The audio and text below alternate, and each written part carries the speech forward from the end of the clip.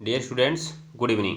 मैं पीयूष कुमार त्रिपाठी स्वागत करता हूं आप सभी का अपने YouTube channel SCS EDU point पर। आज मैं आपके सामने बोर्ड एग्जाम कैप्सूल श्रृंखला का अगला वीडियो लेकर फिर से हाजिर हूं, जिसमें आज हम लोग बोर्ड परीक्षा 2018 की रसायन विज्ञान के कुछ प्रश्नों का ऑपरेशन करने वाले हैं, जिसमें हम लोग इन प्रश्नों को विस्तार पूर्वक समझेंगे और आपके लिए कुछ होमवर्क भी रहेंगे जो कि फिजिक्स से रहेंगे, अर्थात भौतिक विज्ञान भाग से रहेंगे। तो चलिए बिना देर किए हुए हम लोग आज की क्लास को शुरू करते हैं। तो देखिए कैसे इस सवाल को हम लोग शुरू करते हैं। तो आज का पहला सवाल आपकी स्क्रीन पर दिख रहा होगा। आप देखिए और बताइए कि इस सवाल को आप कैसे लगाएंगे। आशा करता हूँ कि जिन्होंने पढ़ा होगा वो आसानी से इस सवाल को कर ले जाएंगे, और जिन्होंने नहीं पढ़ा होगा वो तो कहेंगे सिर मुड़ाते ओले पड़ना। ठीक है ना, ये बात को ध्यान में रख लीजिएगा। तो क्या हुआ यहाँ पे, सबसे पहले आपको दिख रहा है विरंजक चूर्ण से क्लोरीन कैसे बनाएंगे। तो चलिए बताइए आप लोग कि इसका निर्माण कैसे होगा, विरंजक चूर्ण से क्लोरीन का निर्माण कैसे होगा। तो सबसे पहले हम लोग इसी का ऑपरेशन करते हैं। इसमें आपको दिख रहा है एक विरंजक चूर्ण और एक दिख रहा है क्लोरीन। तो आप सबसे पहली बात तो देखिए यहाँ पे कि विरंजक चूर्ण का फॉर्मूला क्या होता है। सबसे पहले आप इसी को देखिए, क्या होता है विरंजक चूर्ण का फॉर्मूला CaOCl2। और आप बताइए फटाफट कमेंट बॉक्स में कि कैसे बनाते हैं विरंजक चूर्ण से क्लोरीन। तो चलिए मैं बताता हूँ आपको। विरंजक चूर्ण से क्लोरीन कई अभिक्रियाओं के द्वारा बनाया जा सकता है। विरंजक चूर्ण से क्लोरीन कई अभिक्रियाओं के द्वारा बनाया जा सकता है। जैसा आपको सबसे पहली अभिक्रिया आपने विरंजक चूर्ण के विरंजक गुण में ही पढ़ी होगी। विरंजक चूर्ण के विरंजक गुण में ही पढ़ी होगी कि जब विरंजक चूर्ण की क्रिया तनु सल्फ्यूरिक अम्ल से कराते हैं, किससे कराते हैं, तनु सल्फ्यूरिक अम्ल से कराते हैं, तो आपका बन जाता है कैल्शियम सल्फेट और प्लस H2O और प्लस एक गैस निकलती है Cl2, जिसका निर्माण हमें करना था। ठीक है ना, ये बात को आप ध्यान में रखेंगे। तो इस प्रकार से देखिए पहली अभिक्रिया से हमने निर्माण कर दिया किसका, Cl2 का। पहली अभिक्रिया से हमने निर्माण कर दिया Cl2 का। दूसरा इसकी एक और अभिक्रिया है। जैसे आप लोग जब बनाते हैं विरंजक चूर्ण तो कैसे बनाते हैं। विरंजक चूर्ण बनाने के लिए आप लोग लिखते हैं CaOH ट्वाइस, अर्थात शुष्क बुझा चूना। ये क्या है आपका, ये बुझा हुआ चूना का सूत्र है, याद कर लीजिएगा। ये बुझा हुआ चूना का सूत्र है, ध्यान दीजिएगा आप लोग। और यही सूत्र चूने के पानी का भी है, लिख लीजिएगा। चूने के पानी का भी सूत्र यही है। चूने का पानी बोलिए, चाहे बुझा हुआ चूना बोलिए, चाहे इसी को बोलिए कैल्शियम हाइड्रोक्साइड। क्या बोलेंगे आप लोग, कैल्शियम हाइड्रोक्साइड। ठीक है, तो इसके इतने नाम हैं, कैल्शियम हाइड्रोक्साइड। ये बात को ध्यान में रख लीजिएगा। तो हमारे सवाल में जब हमने इसका बनाने का विधि पढ़ा था, तो जिन लोगों को बनाने की विधि नहीं मालूम है वो इसे भी लिख लें। ध्यान दीजिएगा, जिन लोगों को बनाने की विधि नहीं मालूम है वो इसको भी लिख लें नाम इसका, और ये बनाने की विधि लिख लें। किसके बनाने की विधि, विरंजक चूर्ण के बनाने की विधि। तो विरंजक चूर्ण के बनाने की विधि में आपने क्या पढ़ा था, शुष्क बुझे चूने पर, शुष्क बुझे चूने पर क्या प्रवाहित करने पर, क्लोरीन गैस प्रवाहित करने पर। क्या प्रवाहित करने पर, क्लोरीन गैस प्रवाहित करने पर बनता है आपका विरंजक चूर्ण, और प्लस क्या बाहर निकलता है, H2O बाहर निकल जाता है। क्या बाहर निकल जाता है जी, H2O बाहर निकल जाता है। तो ये आपका बनता है विरंजक चूर्ण। तो अब मैंने तो कहा कि हम लोग बना रहे हैं विरंजक चूर्ण से क्लोरीन, तो आप उल्टा क्यों लिख रहे हैं। मैंने कहा कि अगर आपने इसका बनाने की विधि पढ़ा हुआ था, बनाने की विधि कि कैल्शियम हाइड्रोक्साइड अर्थात बुझे हुए चूने पर जब हम क्लोरीन गैस प्रवाहित करते हैं तो हमें मिलता है विरंजक चूर्ण और H2O। तो क्यों हम इसी रिएक्शन को उल्टा करा दें। अर्थात अब आप देखिए, मैं इसको हटाता हूँ, ये बनाने की विधि जो नहीं लिखे हैं वो लिख लेंगे, ध्यान दीजिएगा। और मैं इसी रिएक्शन को अगर उल्टा लिख देता हूँ, कैसे, देखिएगा जरा आप लोग कि मैं विरंजक चूर्ण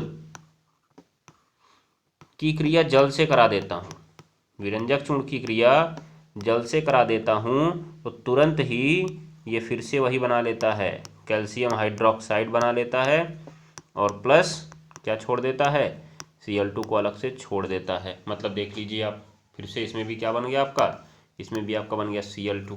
दिखाई दे रहा है ना, ये बात को आप लोग ध्यान में रखिएगा। तो और एक रिएक्शन मैं दिखाता हूँ आपको, और एक रिएक्शन देखिए, एक और रिएक्शन है। आप लीजिए विरंजक चूर्ण, इसमें प्रवाहित कर दीजिए CO2 गैस। जैसे ही CO2 गैस प्रवाहित करेंगे आप लोग, यहाँ पे बन जाएगा कैल्शियम कार्बोनेट। क्या बन जाएगा, कैल्शियम कार्बोनेट CaCO3, और प्लस कौन सी गैस निकल जाएगी, Cl2 गैस निकल जाएगी, जिसकी आपको ज़रूरत है। देखिए ये बन गया, ठीक है। तो इस प्रकार हम 3 रिएक्शन के माध्यम से विरंजक चूर्ण से क्लोरीन गैस बना सकते हैं, ठीक है। तो सबसे आसान आपके लिए वही है जिसे आपने बनाने की विधि में प्रयोग किया था, उसी रिएक्शन को उल्टा कर दीजिए, विरंजक चूर्ण से आपको क्लोरीन मालूम चल जाएगा, ठीक है। ये बात को ध्यान में रखिए। अब आगे देखिएगा इसका अगला सवाल।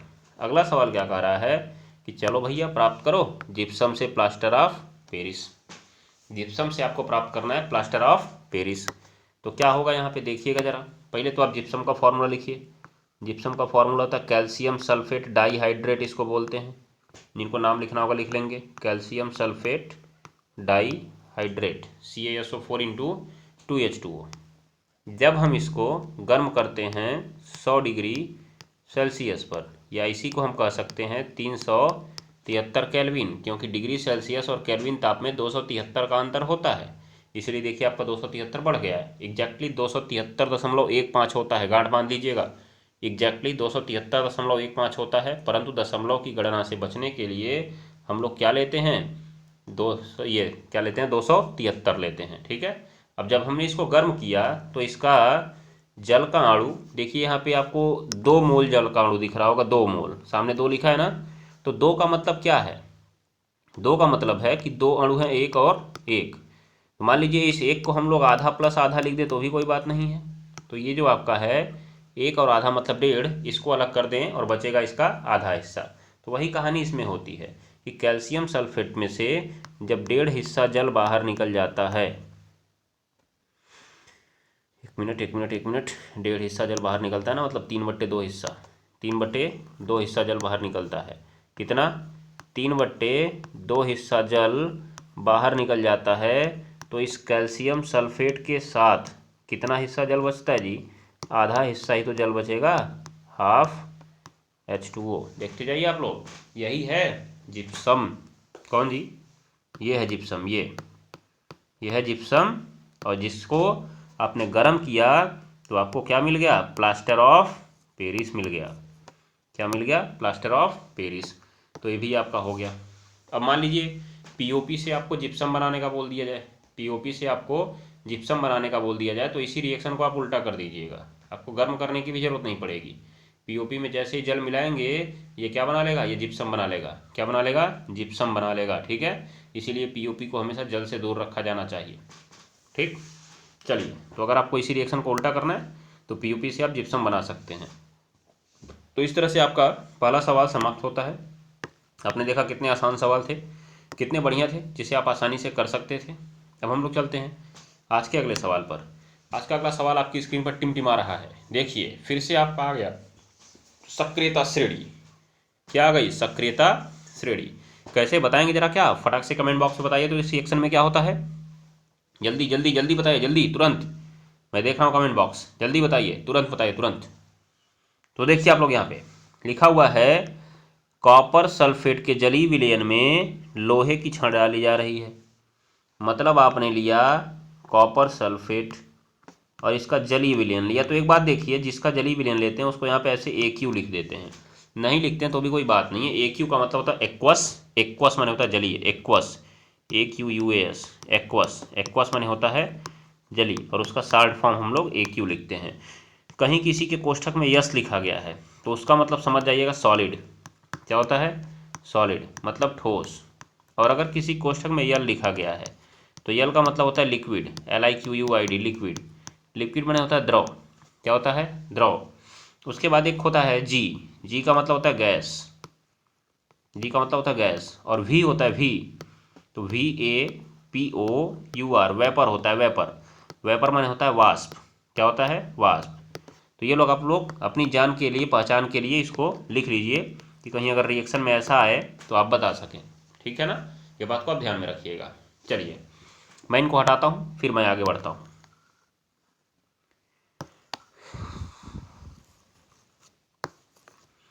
चलिए, तो हम लोग क्या कर रहे थे, हम लोग कॉपर सल्फेट के नीले जलीय विलयन में, किस जलीय विलयन में जी, नीला, तो कॉपर सल्फेट का रंग होता है नीला।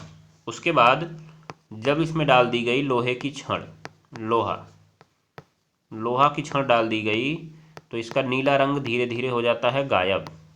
क्यों हुआ धीरे धीरे गायब, देखिएगा, क्योंकि जब तक ये कॉपर सल्फेट में Cu2+ था, क्या था, Cu2+, तभी तक इसका नीला रंग था।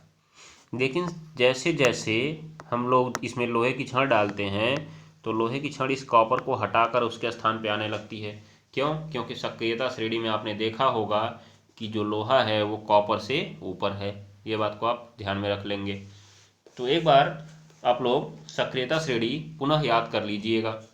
अगर आप लोग कमेंट बॉक्स में कमेंट करेंगे तो मैं एक बार सक्रियता श्रेणी यहाँ पर आपको दिखा भी दूंगा, लेकिन आप कमेंट करेंगे तभी मैं दिखाऊंगा, जिससे पता लगे कि हाँ आपने कुछ पढ़ा है और आपको समझ में नहीं आया। ठीक है ना, ध्यान दीजिएगा आप लोग। चलिए, उसके बाद देखिए, Fe कॉपर को हटाने लगता है तो तुरंत बनने लगता है FeSO4, और जो आपको Cu2+ दिख रहा था ना, वो हट के Cu में बदल जाता है। अब ये Cu का रंग नीला नहीं होता, याद रखिएगा, इसीलिए वो जो नीला रंग है वो धीरे धीरे क्या हो जाता है, गायब, क्योंकि धीरे धीरे कौन कम होने लगता है, Cu2+ कम होने लगता है और नीला रंग धीरे धीरे गायब होने लगता है। तो आप क्या लिखेंगे, ये तो पहले आप रिएक्शन लिखिएगा, फिर लिखिएगा चूंकि सक्रियता श्रेणी में Fe कॉपर से ऊपर है, इसलिए जैसे ही लोहे की छड़ कॉपर सल्फेट के नीले विलयन में डालते हैं, लोहे की छड़ कॉपर सल्फेट के नीले विलयन में डालते हैं, लोहा कॉपर को उसके आयन के विलयन से हटाने लगता है, लोहा क्यूप्रिक आयन को उसके विलयन से हटाने लगता है और FeSO4 बना लेता है, जिससे विलयन का रंग धीरे धीरे गायब होने लगता है, अर्थात विलयन का नीला रंग धीरे धीरे गायब होने लगता है। ठीक है ना, ये बात को आप ध्यान में रख लेंगे। चलिए, तो आज के हम लोग अगले सवाल पे चलते हैं। अगला सवाल देखिए, कितना ललन टॉप सवाल है, क्या लिखा हुआ है, आघात वर्धनीयता प्रदर्शित कौन करता है। तो सबसे पहले जरा आप मुझे ताल ठोक कर बता दीजिए कि आघात वर्धनीयता इसमें से किसका गुण है। आघात वर्धनीयता और तन्यता किसका गुण होता है, मैं बता चुका हूँ पिछली क्लास में। आघात वर्धनीयता और तन्यता धातुओं का गुण है। किसका गुण है, धातुओं का गुण है। इसका मतलब इसमें से जो धातु होगी वही आघात वर्धनीयता प्रदर्शित करेगी। तो इसके लिए आपको मैंने कहा था ना 30 तक याद कर लीजिए, और 30 तक में आपको धातु अधातु कौन है ये भी याद कर लीजिए, धातु अधातु कौन है ये भी याद कर लीजिए उसमें। ठीक है ना, वैसे अगर आप इलेक्ट्रॉनिक विन्यास लिखते हैं और बाहरी कोश में आपको 1, 2 या 3 इलेक्ट्रॉन दिखते हैं तो वो धातु ही होती है, ये बात मैं आपको पीछे बता चुका हूँ। ठीक है ना, और कभी हम लोग जब इलेक्ट्रॉनिक विन्यास पर क्लास लेकर आएंगे तो उसमें आपको देखने को मिल जाएगा कैसे होता है ये सब। चलिए, तो फिलहाल हम देखते हैं यहाँ पे तांबा। तांबा जो है धातु है, तांबा जो है धातु है, बाकी 3 की 3 जो हैं अधातु हैं, 3 के 3 अधातु हैं, इसलिए ये ऑप्शन गलत है तीनों। कौन सा ऑप्शन सही होगा, 4 नंबर तांबा, क्योंकि आघात वर्धनीयता धातुओं का गुण है। ठीक है, ध्यान में रखिएगा आप लोग, इस तरह से आपका दिमाग काम करना चाहिए इसमें। चलिए, आज का अगला सवाल आपकी स्क्रीन पर क्या दिख रहा है, कौन सी धातु ठंडे जल से क्रिया करके हाइड्रोजन देती है। चलिए जरा बताइए तो आप लोग, ठंडे जल से क्रिया कौन करती है, बताया गया है आपको, इंपॉर्टेंट बोलकर बताया गया है, क्या बताएंगे आप, जल्दी जल्दी बोलिए तो क्या होगा इसका आंसर। हमने आपको बताया था सक्रियता श्रेणी में, सक्रियता श्रेणी में जो Fe से ऊपर की धातुएं हैं, Fe से ऊपर की धातुएं वो करती हैं क्रिया जल से। किससे करती हैं, जल से, याद रखिएगा। जबकि जो Fe है वो भाप से क्रिया करता है। किससे करता है जी, भाप से करता है। ठीक, उसके बाद उसमें भी हमने 2 ब्लॉक बांटे थे। एक हमने कहा था Mg से ऊपर, एक हमने कहा था Mg से ऊपर, जिनको नहीं मालूम है वो लिख लेंगे ये बात को, Mg से ऊपर। उसके बाद एक मैंने बांटा था Mg से Fe, Mg से Fe। ठीक है, तो Mg से ऊपर वाले जो हैं ठंडे जल से क्रिया करते हैं। किससे करते हैं, ठंडे जल से। और Mg से Fe जो वाले हैं वो गर्म जल से क्रिया करते हैं। किससे क्रिया करते हैं, गर्म जल से क्रिया करते हैं। तो अब जरा आप Mg से ऊपर और Mg से लेके Fe तक की धातुओं को नाप लीजिए कौन कौन सी हैं, ठीक है, सक्रियता श्रेणी में। तो देखिए पहले हम लोग लिखते हैं सक्रियता श्रेणी अपनी, कहाँ से लेके कहाँ तक, Fe तक। तो सबसे पहले आता है Li, फिर आता है K के बाद आपका आता है Ba के बाद आता है आपका Ca। हो सकता है आप वाले में कुछ छूट गया हो तो कन्फ्यूज मत होइएगा, क्योंकि मेरे पास कक्षा 12 की सक्रियता श्रेणी उपलब्ध है, मैं उससे लिख रहा हूँ, जो आपके लिए ज़रूरी है मैं उन्हीं को लिख रहा हूँ। अगर आपका कुछ एक्स्ट्रा होगा तो कन्फ्यूज मत होइएगा। Mg है, उसके बाद आपका है Al के बाद है आपका Mn के बाद है आपका Zn के बाद है आपका Cr, फिर है आपका Fe। इतने लोग हैं, मतलब यहाँ से यहाँ तक की जो टोटल धातुएं हैं ये सब आपकी जल से क्रिया कर सकती हैं। किससे कर सकती हैं, जल से। अब Fe से नीचे के जो लोग होंगे वो जल से क्रिया नहीं करेंगे, याद रख लीजिएगा आप लोग, ठीक है। तो अब इसमें भी देखिए दो ब्लॉक इसमें भी है, पहला जो आपका Li से लेके Na तक है, ये लोग ठंडे जल से क्रिया करते हैं, तो इनका आप नाम याद कर लीजिएगा, lithium, potassium, barium, calcium, sodium. फिर आपका जो Mg से लेके इस Cr तक है वो गर्म या उबलते हुए जल से क्रिया करता है, जबकि जो आपका Fe है वो भाप से क्रिया करता है। तो इनकी क्रिया का पैटर्न ये होता है।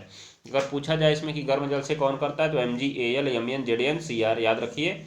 और अगर ठंडे जल से पूछा जाए कौन करता है, lithium, potassium, barium, calcium, sodium, ठीक है। तो जरा आप अपना ऑप्शन चेक कर लीजिए कौन सा वाला है इसमें से। देखिए जी जरा पीछे कह रहा है कौन सी ठंडे जल से क्रिया करके हाइड्रोजन मुक्त करती है। तो आपका एक Ag है, एक Al है और एक Cu है। तो Cu कभी जल से क्रिया ही नहीं करेगी, ये आपका जो Ag है वो भी नहीं करेगी, करेंगे क्रिया Al और सोडियम। तो ज़रा देखिए Al और सोडियम में Al कहाँ है, सोडियम कहाँ है। तो आप देखिए Al जो है नीचे वाले ब्लॉक में है, इसका मतलब ये गर्म जल से क्रिया करता है, जबकि Na जो है ऊपर वाले ब्लॉक में है, इसका मतलब ये ठंडे जल से क्रिया करता है, ठीक है। तो इसमें ठंडे जल से क्रिया कौन कर रहा है, सोडियम। और अगर ठंडे जल से क्रिया का आपको बूम वाला वीडियो देखना हो तो चले जाइए आप शॉर्ट्स सेक्शन में, वहाँ पे आपको देखने को मिल जाएगा कि सोडियम ने ठंडे जल से क्रिया कैसे की थी, ठीक है ना, ध्यान दीजिएगा आप लोग। चलिए वहाँ पे प्रयोग करके आपको दिखाया गया है कि सोडियम ठंडे जल से क्रिया कैसे करता है और क्रिया कराने पर क्या हुआ था वहाँ पे, ठीक है। और आप लोग वहाँ पे कमेंट बॉक्स में बताइएगा भी कि हुआ क्या था वास्तव में उस क्रिया में, ठीक है। चलिए आगे बढ़े हम लोग। तो आज का अगला सवाल आपकी स्क्रीन पर, लेकिन उससे पहले मैं यहाँ पे एक और बात कर लेता हूँ कि ये जो ठंडे जल से क्रिया कर रहे हैं लोग करते क्या हैं। जो लोग ठंडे जल से क्रिया कर रहे हैं वो करते क्या हैं, और जो गर्म जल से क्रिया करते हैं वो क्या करते हैं, मैं एक बार आपको बता देता हूँ। देखिए जो लोग ठंडे जल से क्रिया करते हैं, जैसे उदाहरण के लिए सोडियम लिया जाए, तो जो लोग ठंडे जल से क्रिया करते हैं, ठंडे जल से, वो बनाते हैं अपना क्षार। क्या बनाते हैं, क्षार बनाते हैं, और प्लस निकलती है H2 गैस। क्या निकलती है, H2 गैस। जैसे Na है तो Na अपना क्षार बना लेगा, NaOH। ये Na के ऊपर वाले सबकी कहानी यही होगी। फिर Mg से लेके Fe तक वाले, जैसे मान लीजिए आप Mg को ही पकड़ लीजिए, तो Mg पहली बात तो जल से क्रिया करेगा नहीं, इसके लिए आपको जल को गर्म करना पड़ेगा, उसके बाद तब Mg इससे क्रिया करेगा, लेकिन अपना ऑक्साइड बनाएगा, याद कर लीजिएगा, लेकिन अपना क्या बनाएगा, ऑक्साइड बनाएगा। और फिर कौन सी गैस निकलेगी, H2 गैस निकलेगी, ध्यान दीजिएगा। और ऑक्साइड इसका कौन सा होगा, MgO इसका सूत्र होगा, ठीक। तो जो गर्म जल से करते हैं वो अपना ऑक्साइड बनाते हैं, और जो ठंडे जल से करते हैं वो अपना क्षार बनाते हैं। इस रिएक्शन को भी आप यहाँ पे लिख सकते हैं, और इम्पॉर्टेंट सेक्शन के रूप में इस पर दिमाग में अपने पैटर्न बैठा सकते हैं कि जो ठंडे जल से करेंगे क्षार बनाएंगे, और जो गर्म जल से करेंगे ऑक्साइड बनाएंगे, लेकिन H2 दोनों निकालेंगे। चलिए फटाफट अगले सवाल पे चलिए। क्या लिखा हुआ अगला सवाल आपकी स्क्रीन पर, लिखा हुआ है किसी विलयन का pH मान 4 है, विलयन के pH में, या विलयन में H+ आयन की सांद्रता बताइए, और इस विलयन की प्रकृति क्या होगी इसको भी बताइए। आप इसको भी बताइए। चलिए देखा जाए जरा इसको हम लोग लगाएंगे कैसे। तो सबसे पहले तो एक बात करिए आप लोग कि यहाँ पे जो हमने देखा था पीएच का फॉर्मूला, वो फॉर्मूला था log बेस 10 और H प्लस आयन की सांद्रता, log base 10 H plus ion की सांद्रता, ठीक है ना। तो अगर हम यहाँ पे बात करें, ये बड़े कोष्ठक में H प्लस लिखने का मतलब ही यहाँ पे सांद्रता था। तो यहाँ पे देखें अगर हम लोग कि सबसे पहली बात तो अगर हम माइनस को इधर भेजें तो माइनस आ जाएगा, इधर पीएच हो जाएगा, और उसके बाद आपका इधर बचेगा log बेस 10 H। तो अब एक बात समझिए कि जब भी इधर log है लेकिन वैल्यू आपको इधर से दे के पूछ रहा है, तो log को आप इधर कर देंगे तो वो हो जाएगा एंटी लॉग। क्या हो जाएगा जी? Anti log. तो ये बन जाएगा फॉर्मूला एक आपका एंटी लॉग और ब्रैकेट में minus P H, anti log और ब्रैकेट में माइनस पी एच बराबर बड़े कोष्ठक में एच प्लस। मतलब बड़े कोष्ठक में एच प्लस अगर आप निकालना चाहते हैं, अर्थात हाइड्रोजन आयन की सांद्रता आप निकालना चाहते हैं, तो आपको पीएच मान के ऋणात्मक वैल्यू का एंटी लॉग निकालना पड़ेगा। अब आपके दिमाग में ये चकराएगा सिर आपका कि एंटी लॉग क्या है, एंटी लॉग क्या है, हैं? ध्यान दीजिएगा आप लोग। तो एंटी लॉग है, ध्यान दीजिएगा, लॉग का ठीक उल्टा, लॉग का ठीक उल्टा है एंटी लॉग, ठीक है। तो कैसे हुआ जरा देखिए आप यहाँ पे। अब जैसे मान लीजिए आपने पढ़ा log बेस 10 100 का मान 2, log बेस 10 100 का मान आपने 2 पढ़ा है, ठीक है। तो आप इस log को अगर उधर भेज देंगे तो एंटी लॉग हो जाएगा, तो यहाँ पे 100 हो जाएगा, तो ये चला जाएगा इधर एंटी लॉग बेस 10 और 2। तो अगर एंटी लॉग बेस 10 और 2 की बात कर रहा है तो आप सीधा सा बात समझ लीजिए, इसको हल कैसे करते हैं। मैं ज़रा एक बात दिखाता हूँ आपको। 100 बराबर है एंटी लॉग बेस 10 2। तो मैंने कहा कि ये जो आपका बेस 10 लिखा है उसी पे घात इसको लगा दीजिए, ये वैल्यू आपको मिल जाएगी। मतलब जो 100 है यहाँ पे 10 की घात कितना कर दिया जाए 2, देखिए 100 के बराबर मिलेगा कि नहीं मिलेगा आपको। तो इसका मतलब है कि एंटी लॉग के नीचे जो लिखा है पहले उसको लिख लीजिए, और जो उसके सामने लिखा है उसको उसके ऊपर घात लगा दीजिए, आपका काम हो गया।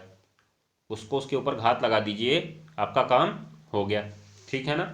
ध्यान दीजिएगा जरूर इस बात को। तो यहाँ पे हमारा सवाल इस तरह से चला कि आपको पीएच मान 4 दिया गया है, आपको पीएच मान कितना दिया गया है? 4 दिया गया है। तो चलिए ज़रा आप लोग यहाँ पे फॉर्मूला पहले समझ लीजिए कि फॉर्मूला क्या बनने वाला है यहाँ पे, और कैसे हम लोग फार्मूला बनाएं इसको। तो देखिए मैं आपको फार्मूला बता देता हूँ कि जब भी आपको H प्लस आयन की सांद्रता निकालनी हो, क्या निकालनी हो? H प्लस आयन की सांद्रता निकालनी हो, तो नॉर्मली आप लोग ये जो पीएच वैल्यू होगी, पीएच वैल्यू, सॉरी, एक मिनट मैं इसको हटाता हूँ। आप लोग को 10 लिखना है और 10 की घात माइनस में पीएच लिख देना है। H प्लस आयन की सांद्रता का फॉर्मूला है 10 की घात माइनस पीएच, जो मैंने अभी पीछे निकाला। ध्यान दीजिएगा, पीछे हमने यही तो निकाला है। देखिए आप जरा यहाँ पे हमने क्या कहा, ये जो बेस है पहले आप इसको लिखिए, फिर जो सामने लिखा उसको उसकी घात में लगा दीजिए, और पीछे आपने एंटी लॉग में फॉर्मूला भी तो यही देखा था। देखिए जरा यहाँ पे एंटी लॉग के अंदर माइनस पीएच है कि नहीं, और यहाँ पे बेस कितना है? 10 है। देखिएगा जरा ध्यान से, यहाँ पे बेस 10 है और एंटी लॉग में माइनस पीएच है, मतलब इसको पहले लिखिए आप लोग, 10 पहले लिखिए और उसकी घात क्या लगा दीजिए? Minus pH. एंटी लॉग खत्म हो गया। अब अभी आ गया तुम्हारा एच प्लस, क्या आ गया? एच प्लस आ गया। इसका मतलब एच प्लस का फॉर्मूला जो है वो है 10 की घात माइनस पीएच, 10 की घात माइनस पीएच। तो ज़रा देखिए यहाँ पे आपको पीएच मान मिल रहा है 4, पीएच मान 4 मिल रहा है, इसलिए हाइड्रोजन आयन सांद्रता, हाइड्रोजन आयन की सांद्रता, हाइड्रोजन आयन की सांद्रता बराबर 10 की घात माइनस पीएच। तो 10 हाइड्रोजन आयन की सांद्रता को आप किससे प्रदर्शित करते हैं?